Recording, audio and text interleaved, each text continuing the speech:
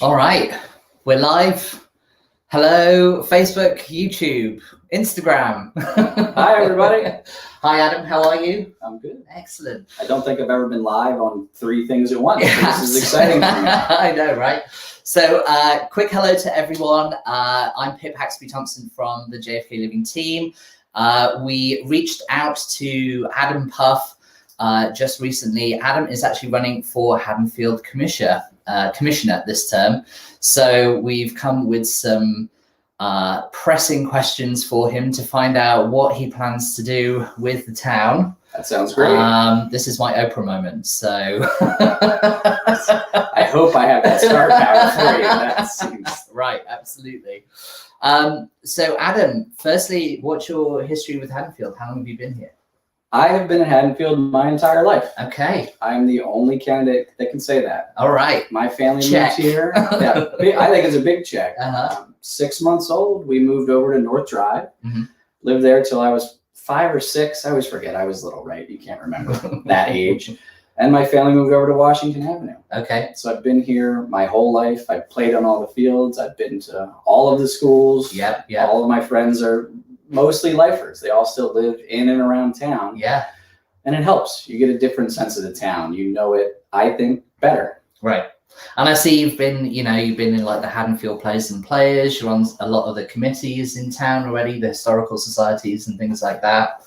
Yeah, when my family and I decided to settle here, I spent 1 year away in Philly with my now wife. She had a townhouse. We'll forgive him for that. It's all right. I feel like everybody has to live in Philly for 1 year. Right. It was great. I loved it. And what happened was we knew we were going to get hitched and we were going to make kids. So I started sending her listings in town. And this was one of the greatest accidental ideas I ever had. Every time I sent one, she would send me a picture of an engagement ring. Okay. So I knew exactly what she wanted and how it needed to look. So I didn't have to ask or slink around. I knew what to get. And, we came right back. And that was when we were fully committed to the town. So I've continually joined different organizations and they're great. They're fun. I love the town. Yeah. So it's great to be on the Outdoor Sculpture Trust. I love being president of the Haddonfield Educational Trust. Yep. That's my favorite because I can give back to the schools that I went to. I love helping the teachers and funding the projects the school board can't, or the PTAs can't. We're sort of the third person in line there, but we get cool money to the schools to do great things. Yeah, that's awesome. So, we're here, we're staying. My kids will go to these schools next year. My youngest daughter's 5, so she'll start kindergarten. Okay. And the next 2 are on their way. Excellent. And they're going to go the same exact place as I went. Yeah. It's cool. I still know where the classrooms are. They look a little different, right? But not a lot. So they're still there. Excellent. Oh, that's nice. Nice bit of history in Haddonfield there. So, okay, well, let's just hit the ground running. What made you decide to run for commissioner this cycle? It was a little bit of what I just said. The more you get involved in town and the more you help, more people keep asking for that. And they want your input and they want you to help their board or their event. And it's really fun to do. Those requests coming in are great. And as you get more involved in town, you see what's going on, you see what's happening, or in this case, you see what's not happening. Right. And then you start getting a little more interested and you start hopping on some commissioner meetings or some zoning board this or that. And it didn't give you a whole lot of warm and fuzzies. Right. And then if you add that to the people I most respect in town that run these organizations, the Haddonfield Foundation or Host or whoever, and said, hey, we'd really like you to do this. Are you thinking about it? What do we have to do to push you over the edge to say yes? And you couple all those things together. You check with your wife and family before you try to do this insane, crazy thing. And then you say yes and you start to try to pull it together. Okay.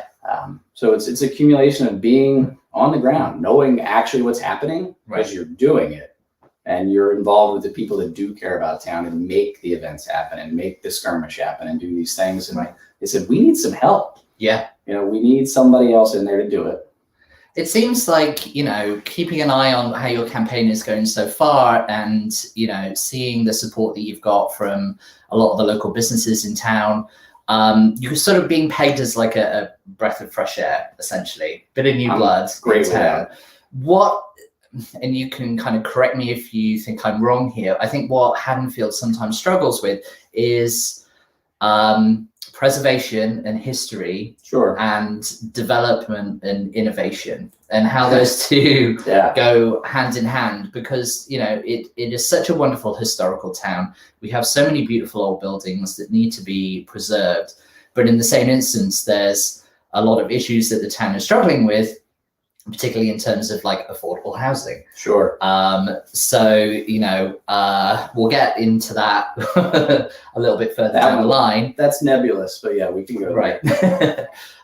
So like, what are some of your campaign promises? What are you sort of moving forward with? I feel like there were two questions there, but for the first part of that, Haddonfield is really interesting for that historical, yet we need to move things forward issue. And when actually you're having campaign meetings and you're talking about stuff, because I've been here forever, people will raise an issue and say, hey, well, why don't we talk about this, or what do we do this? And everybody's like, that's great. And I'll be sitting there sort of quietly going, no, Haddonfield's not going to go for that. That's not the right way to play this, because I can feel it before it happens. I've been here too long. I know that it's going to rub people the wrong way, and it's probably not the right way to do it. So that'll be a continual struggle. The Historic Preservation Committee does a great job. They are picky and thorough. Picky's not the right word. Thorough is the right word. The Bancroft project that has all sorts of issues, it is a million times better because of that committee making them come back over and over again, and offsetting buildings and checking green space. I mean, it's 1,000 times better. It could still be much better, but from where it started, that committee got it there. So those people help, and that balance is probably always going to be tenuous. And it maybe is supposed to be. Right. So you don't run over history. Yeah. And then you don't, just blast too far ahead. But you'll always make incremental things. Yeah.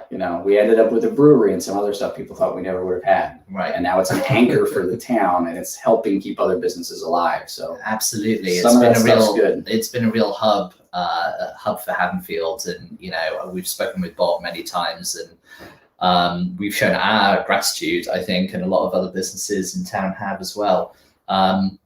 That you have that draw. This is why people end up coming to the town when they're here, and they're spending some money while they're also going to go out into the other areas. Yes. And it's the downtown, I think, that really is so important in terms of keeping the community alive, because if you go anywhere else where the high street, the main street is dead or dying, like the whole town suffers as a consequence in a big way.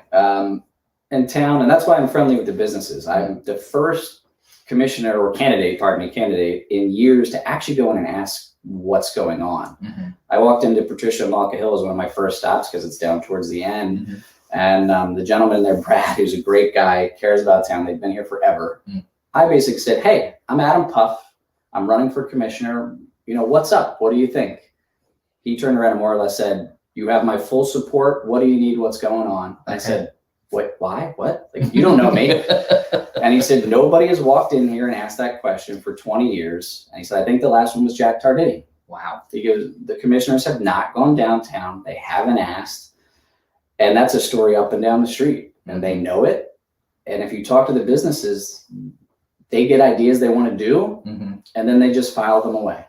Because they know if they take them to the borough, that's where they will end up, and it will never come back. The new businesses come in and talk to the old ones, like, I want to do this, I want to do this. And they go, oh, yeah, good for you. Nice try. You'll learn. And that has got to change in a big way.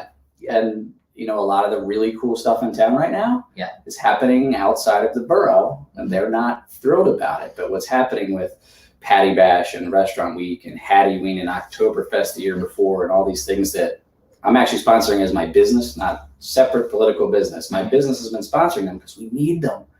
These last two, the restaurants have had some of their best weekends ever, not just coming out of COVID. The British Chip Shop, Denim, Pizza Crime keeps running out of pizza. All these shops are loving these events because they've had no business. And these events are driving people downtown. They're showing up from outside of town. Right. And the business is there. They love them. We need to do this stuff constantly. Yeah, absolutely. And the good thing about these events as well, this isn't interfering with any historical preservation. Right. And that's really hard to do that. It's just an event. Right. Absolutely. But I think it's really important to continue with these, thriving events and do more. So it's great to hear that you're behind that. Yeah, there's some new ones coming, so I don't think the people really behind it are going to stop. Yeah. And I'm happy to at least finance some of it as a business owner downtown. Okay, awesome, great. We'd love to hear that. So, you know, Haddonfield housing, definitely hotly contested subject. You know, we're seeing just in recent months alone, you know, house prices are skyrocketing.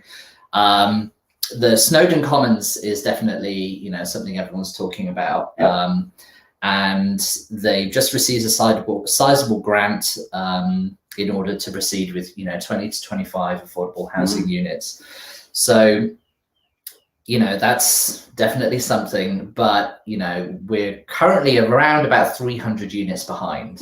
You know, how is this demand going to be met? And, you know, the concerns that are raised by local residents about affordable housing, you know, how are you going to address that sort of fine balance?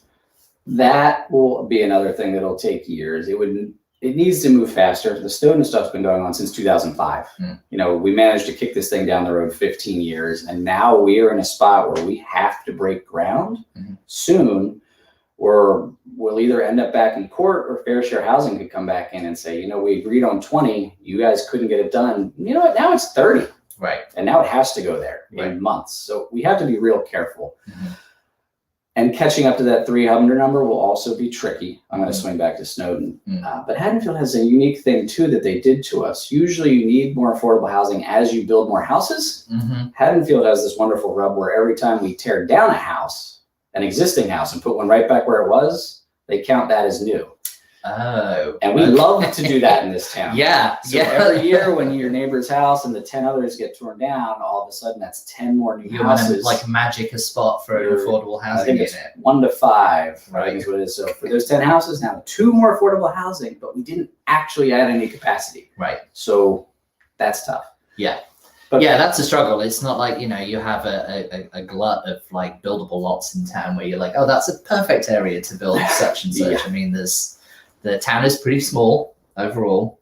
And I don't know, I mean, like, you know, just thinking like off the top of my head, I don't know whether this is more of like the way that the townships are sort of run in South Jersey, with everyone being so kind of like, you know, compartmentalized in these little areas.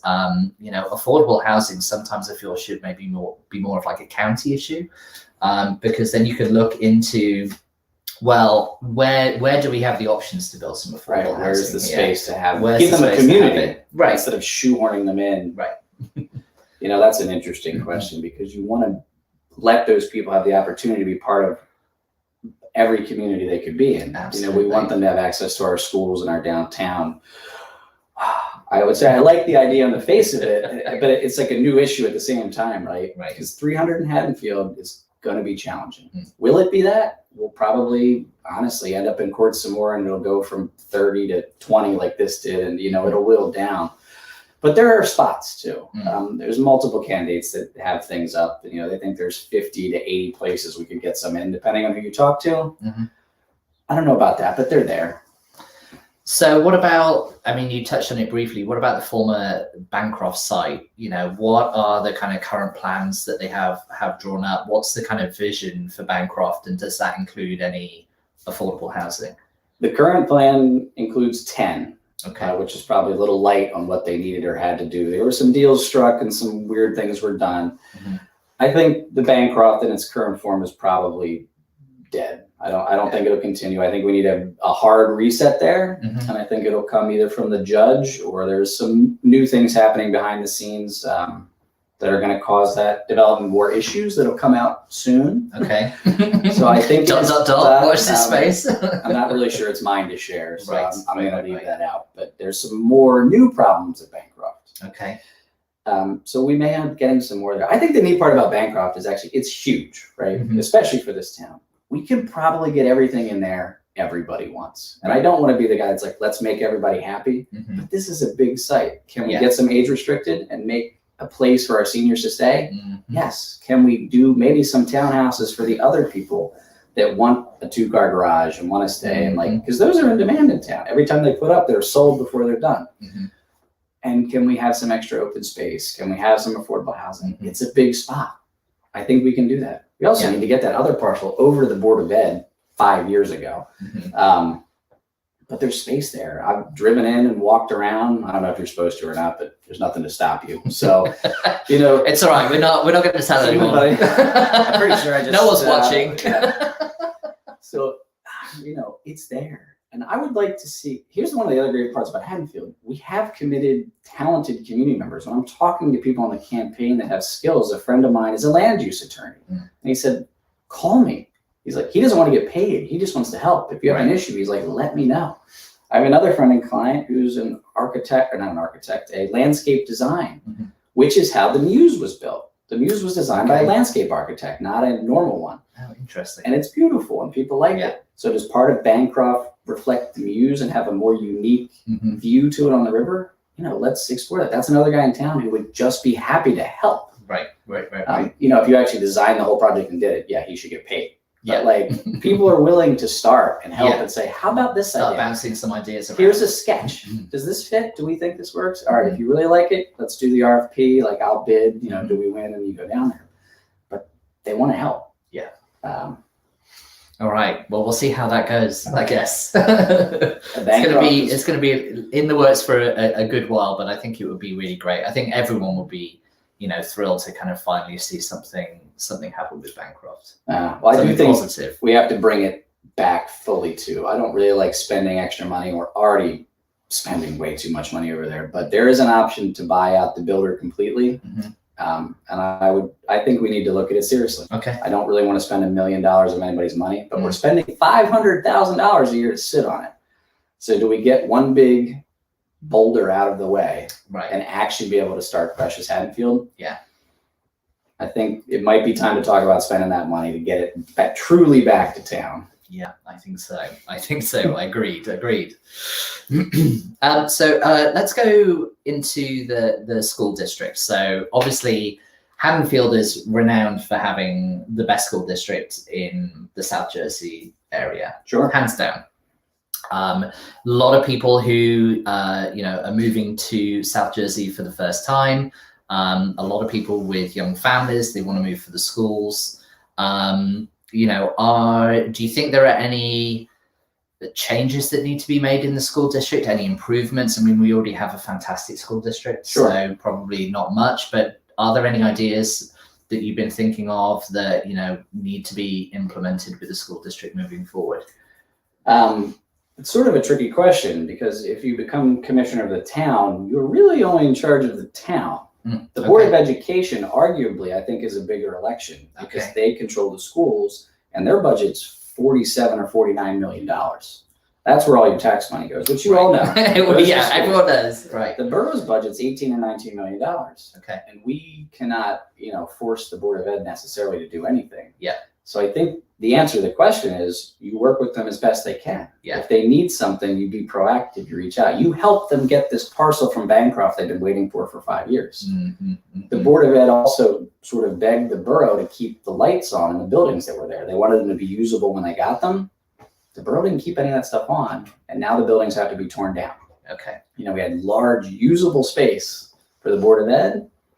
Land swap didn't get done. Buildings are now useless. You know, those things build up. So if you're proactive and you can work with Adam and David and Tom and Linda and all these other people on there and Jamie, pardon me, that's what you need. Okay. And I actually do that already. The Haddonfield Educational Trust, I talk to the Board of Ed all the time. 2 of them sit on the board. We're always talking to Chuck Klaus, what we can and can't do.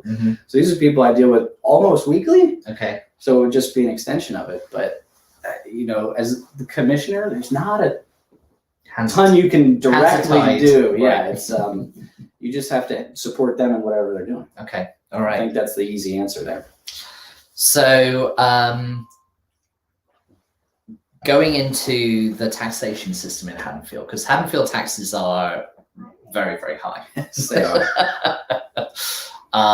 which we already know the majority of those taxes goes into the school district, which is why the schools are so fantastic in Haddonfield. Yeah. Do you think there needs to be any overhaul of the taxation system?